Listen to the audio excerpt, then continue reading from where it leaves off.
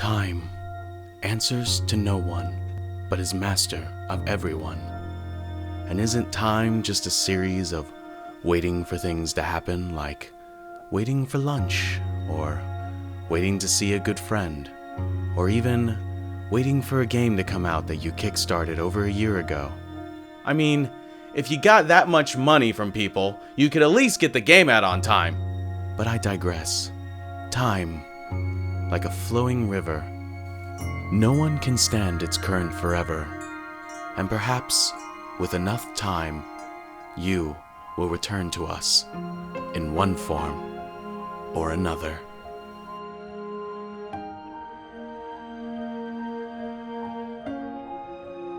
The Prophecy.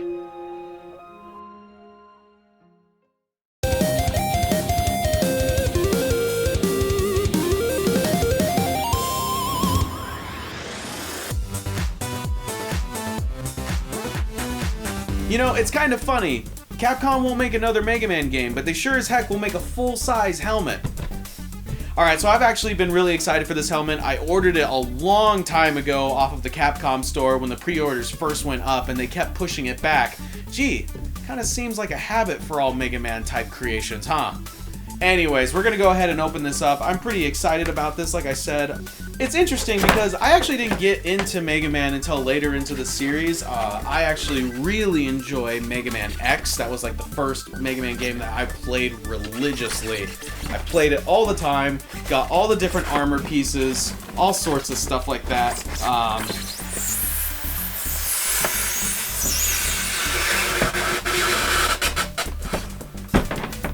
We'll get this eventually! Hey, want to hear the most annoying sound in the world?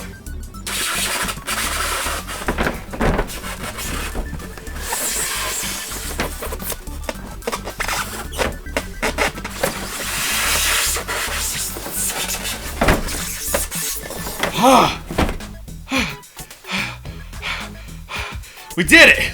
The first boss has been defeated! Oh my gosh. That was a difficult box to get out.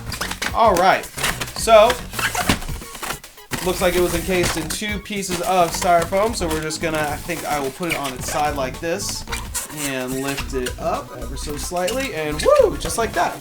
Alright, ooh, wow. Alright, so like I said, this was available in the Capcom store. I believe it originally retailed for $150. You can also pick them up at thinkgeek.com. I believe they're also on sale there. And I've also heard that some GameStops are getting them, so if you don't want to buy them online, apparently GameStop has a few. Originally, I thought these were going to be in limited quantities, but looks like that's not the case anymore. So apparently, it also comes with additional padding in case you have either a small or a large head. Looks like it's got another piece in the front here, which is nice. I actually think I'll leave that in there. But if you can tell, this is actually really nice on the inside. The padding's really nicely placed in there, which is surprising because most of the time they don't put that much thought into padding, especially in terms of cosplay-like helmets. This is made out of ABS plastic, and it does have a metallic finish, which I don't know if you can see super well on the camera. Yeah, it looks like you can see a little bit of it, but it does have a metallic finish on it. And the helmet itself is pretty interesting because it doesn't just open up. You can't just open it like this because of what I'm going to call the mohawk right here. So this part actually opens up. And inside of this compartment, if you can tell right here, is the battery compartment. And now it's going to take 2 AAA batteries. Those are not included, and they fit right inside of here. I'm not a huge fan of the battery compartment being in here just because it's a little bit difficult to get to if you have larger hands like I do. But the button to turn on the LEDs, which it has 2 LEDs, the little red orbs on either side of his head, that's going to be there. So I could go ahead and turn them on. And there they are. Super bright. Really nice. Again, I'm just not a huge fan of it being inside of the mohawk, because if you imagine if you're wearing this thing and you want to just be able to turn on the LEDs, you gotta like open up the mohawk while it's on your head and find that stupid little button, and I foresee that being a little problematic. And for cosplayers like myself, you want things to be easy and as simple as possible because most of the time the other parts of your costume are going to be causing trouble, so easier is better. So now that I have the mohawk opened up, the way that this opens is there are 2 buttons on either side, which you can just press to unlock, and then it pop opens like that. So it's a hinge system. And then I'm just gonna go on my head like this. I'm not even gonna take off my beanie because I don't think I need to. So now here's the part where it's like, oh, how do I do this? Oh my gosh, I don't want to break this helmet. What's gonna be more difficult, the styrofoam or the helmet? Let's find out. Oh, there we go. I feel like I'm suiting up for space.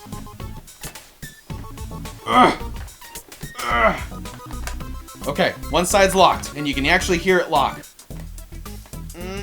All right, I think that one went too. And boop, boop. Wait. See, that's the problem with this mohawk thing. It's hard to tell if it's in the right position or not. Right now, I don't think it is. That looks right. Yes. Okay, and there you have it. That is the Mega Man helmet on my head.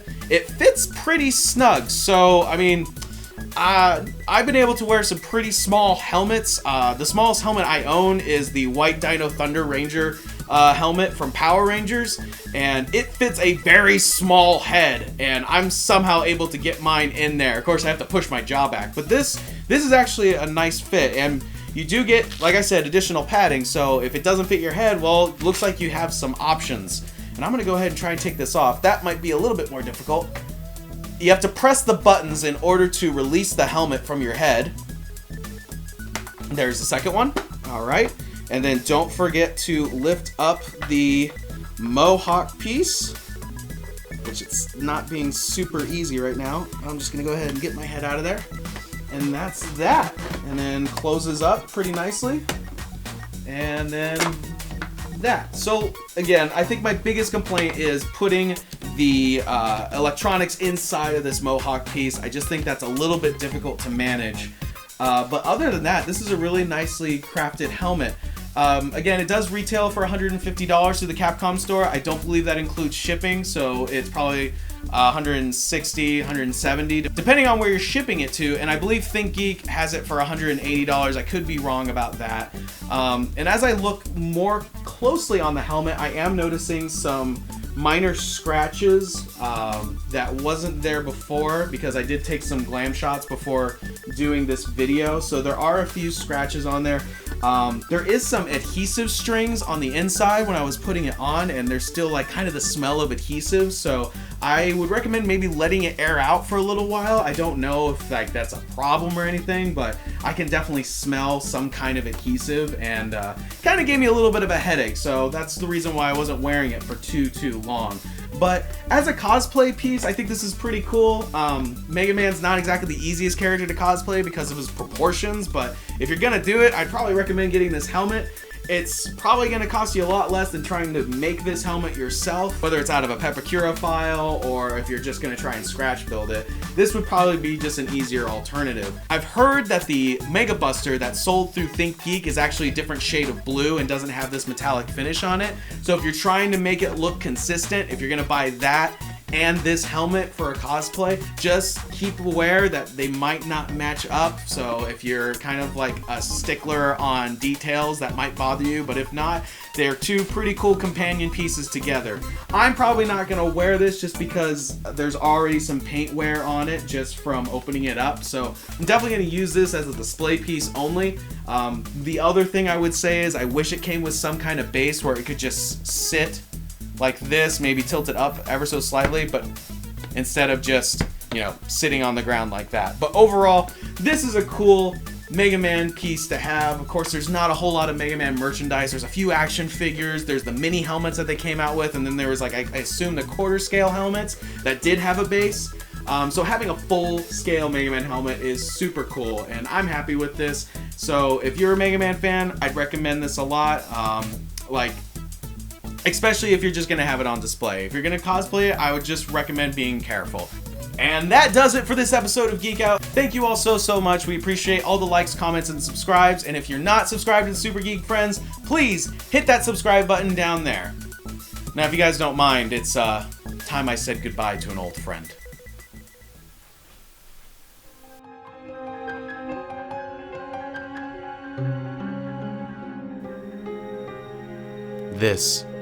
This was for you, old friend. This was your time. And we wait for you to once again grace our video game consoles in whatever form you take. Until then, I bid you adieu.